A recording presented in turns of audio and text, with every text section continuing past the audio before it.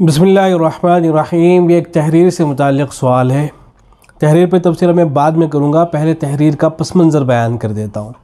असल पूरी दुनिया में ये उन्वान इस वक्त मौजूद बहस बना हुआ है कि अमेरिका में एक शख्स के सीने में खंजीर का दिल लगा दिया गया है, और पूरी दुनिया में पूरी तारीख़ इंसानी में इस तरह का पहला वाक़या पेश आया है कि एक इंसान के सीने में खंजीर का दिल लगाया गया है, किसी जानवर का दिल लगाया गया है।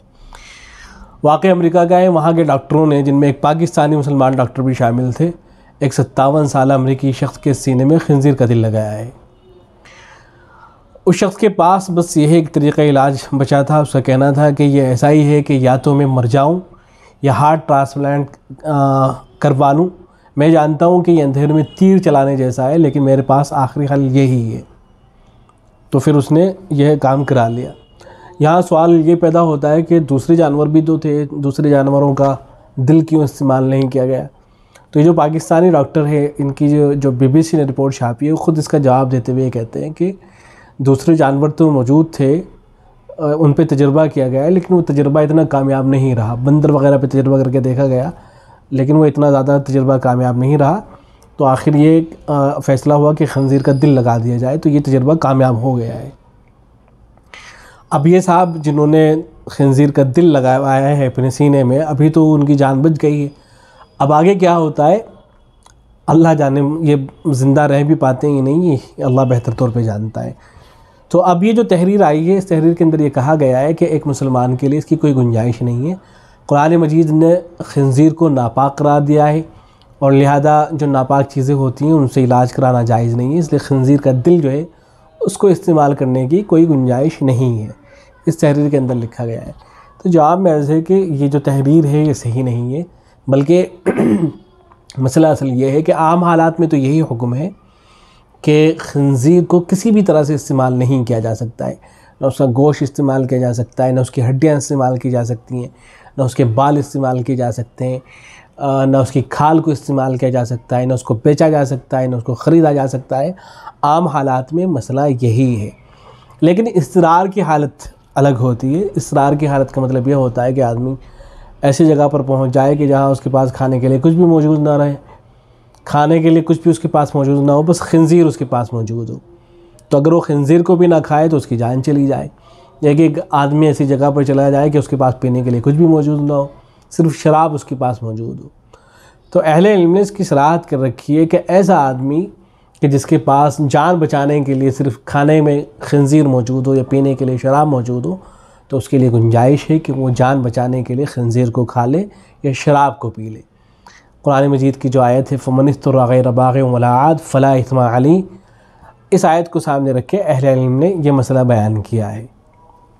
यहाँ एक सवाल ये भी उठाया गया है कि खंजीर को खा के जान बचा लेना एक अलग चीज़ होती है, और उसका दिल अपने सीने के अंदर लगा लेना एक अलग चीज़ होती है।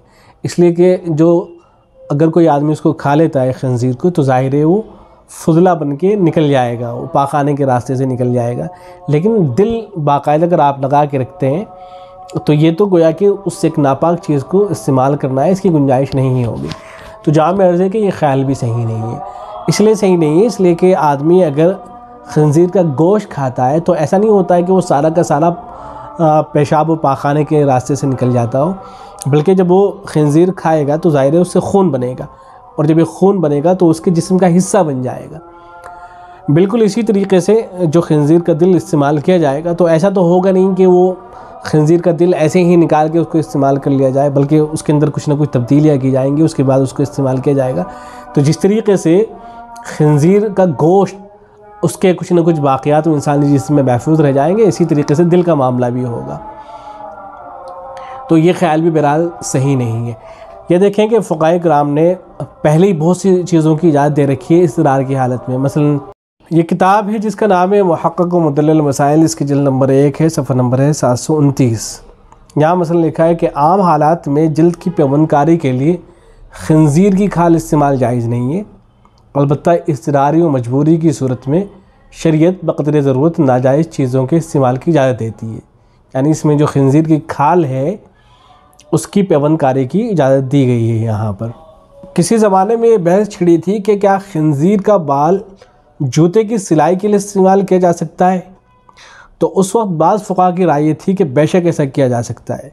चुनांचे इमाम अबू बकर जस्सास सरादी रहमतुल्लाह अलैह, उनकी जो किताब है अहकामुल कुरान, उसमें उन्होंने लिखा है, उसकी जिल्द नंबर 1 है, सफ़ा नंबर 153 है। वो लिखते हैं कि वक़द इख्तलफ़ल फ़ुक़हा फ़ी जवाज़िल इंतिफ़ाई बिशाइरिल खंज़ीर, कि खंज़ीर के बाल से इंतिफ़ा के जवाज़ में फ़ुक़हा का इख्तलाफ है।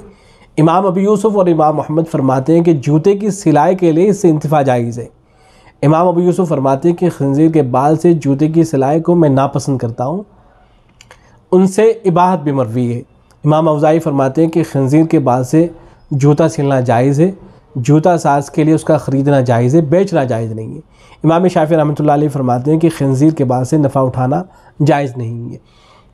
ये बात जो है इमाम अबू बकर जस्सास रहमतुल्लाह अलैह ने तहरीर फरमाई है। ऐसे ही हिदाया के अंदर भी इस बात को ज़िक्र किया गया है, यानी जूता सीने के लिए खंज़ीर के बाल से फ़ायदा उठाना, उसके जवाज़ की बात वहाँ लिखी गई है। तो बाज़ फ़ुक़हा किराम की ये राय है। तो देखें, जब बाज़ फ़ुक़हा किराम इस तक की इजाज़त दे रहे हैं कि अगर जूता सीने के लिए कोई इंतज़ाम नहीं हो रहा है और सिर्फ़ यही एक रास्ता है कि खंज़ीर का बाल इस्तेमाल कर लिया जाए, तो बाद अहले इल्म ने वहाँ जब इजाज़त दी है, तो अगर एक आदमी अगर मर रहा है, उसको ज़िंदगी का आगे कोई रास्ता नहीं बचा है, बस यही एक रास्ता है कि उसके सीने के अंदर खंज़ीर का दिल लगा दिया जाए, तो यहाँ तो बदरजे वाला जो इजाज़त होनी चाहिए। तो बहरहाल इसकी गुंजाइश होगी। अलबत्ता वही जो ज़ाब्ता फ़ुक़हा किराम लिखते हैं कि अगर कोई आदमी, कोई मुसलमान है, उसकी जान जाने का ख़दशा है और एक मुसलमान माहिर डॉक्टर ये कह रहा है कि आप जो है, जो नाजायज़ और गंदी और नापाक चीज़ है, आप अगर उससे इलाज कराएंगे तो तभी आपका इलाज हो सकता है, वरना तो आपका इलाज नहीं होगा। तो ऐसी सूरत में गुंजाइश होगी, इसकी इजाज़त होगी। वल्लाहु आलम बिस्सवाब।